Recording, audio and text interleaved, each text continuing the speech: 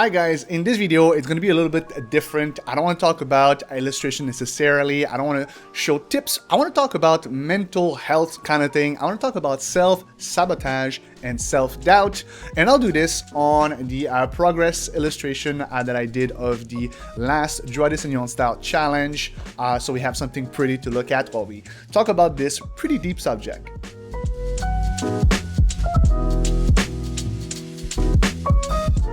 Now, years ago when I started to do illustration, I was full of doubts. I didn't know if I would make it as an illustrator. I didn't know if my art will ever get as good as my favorite artists. I would compare myself all the time as well. And the one thing that changed is that I became an illustrator, professional illustrator. I now live of my art. But all these negative thoughts stayed with me the whole journey up to this day. Obviously, I got better at dealing with this, but I know that some of you out there, this will actually feel pretty similar. You probably have some of those bad negative thoughts in your head, and I want to help you today with some of my best tips on how to go on to pushing towards your goal without listening to that negative thoughts in your head, basically. So I'll be giving you 3 tips today, and the first one is to focus on the momentum and your progress instead of focusing on the final outcome of your illustration. I know it's really hard because we start an illustration excited, inspired, with an image in our head, and we're trying to put this image onto canvas, right? And depending on your skill, this might more or less happen basically. You're gonna start with a beautiful vision, but what you'll paint will be much different than what you had envisioned in first place. And that's absolutely normal. Your skill will get better in time. So what you want to do is to focus on progress, focus on momentum. Those 2 things are way more important than the final outcome. And the best tip I can give you to actually get there faster is to get a art habit. To basically be able to paint no matter how much time, but every day will help you to get closer to your goals much faster. 5 minutes every day is much better than a few hours only over the weekend, for example. That repetition on a daily basis will really help you to close the gap in your mind between what you learned and what you're able to apply onto canvas.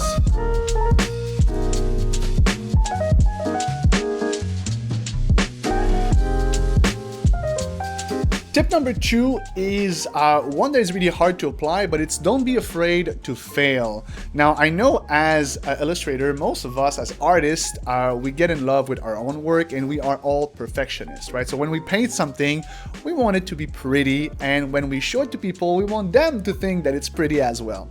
And yet, my second advice to you to make sure that you don't have that self-doubt in your head is to not be afraid to fail, to be able to accept the fact that your work won't be exactly as perfect as you want, but once again to focus on what you have learned. I've been living by a sentence for a few years, something that is, for me, guided all my work. It is finish is better than perfect. And basically what it means is that it's better to finish a piece than try to be the perfect perfectionist, if that's a thing, and basically trying to just finish your pieces within a lapse of time that makes sense.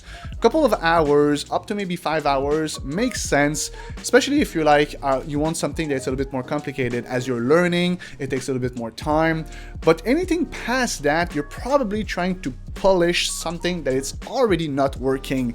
And if you don't have the knowledge to actually make it work, then all you're doing is to add details on something that is not working. So what you want to do is just call that done, finish is better than perfect, and move to the next one. Try to learn some new skills, do some quick exercises, quick wins, have some fun. Also, don't forget that illustration is actually fun. And once you have a little bit more knowledge, a little bit more skills, we're talking about a few days later, for example, where you had practiced something, no matter if it's a few studies of a couple of hands, for example, if you're doing anatomy or something like that, then go back to make another illustration where you spend a little bit more time on it, and you'll see your progress get a lot faster.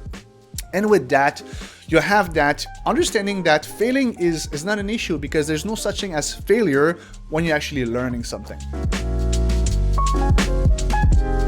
The third tip I have to help me to stay on track and not listen to my negative thoughts is to surround myself properly. And I have a great story about this, but what I want to say here is if you're doing it by yourself, if you're the kind of person that's a loner, if we can say, or something that also is just scared to share your work, it's definitely valuable for you to try to push through and get yourself some people around you that share the same goals that you have as an artist. Having a community online will really help. When I started years ago, there was no such thing as a community online for artists, or at the very least, I didn't find one. And still, I wanted to ask questions to artists out there that I saw were doing the work that I wanted to do. And so I have a story for you guys. Years ago, I actually had a problem. I just started to do illustration. I bought my first tablet. It was a Wacom Bamboo at the time. It was gray silver. I absolutely loved that first tablet. And I was doing illustration, but I didn't know exactly what I was doing. And I was having issues because my computer was not super powerful, and my canvases, when I make them bigger, I had trouble with lagging. So all of that to say that I needed to ask a question to someone that was more advanced than me.